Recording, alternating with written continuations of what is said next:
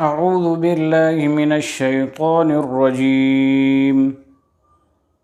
بسم الله الرحمن الرحيم.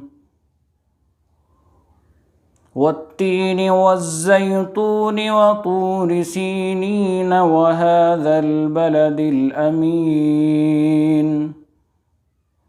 لقد خلقنا الإنسان في أحسن تقويم ثم رددناه أسفل سافلين إلا الذين آمنوا وعملوا الصالحات فلهم أجر غير ممنون فما يكذبك بعد بالدين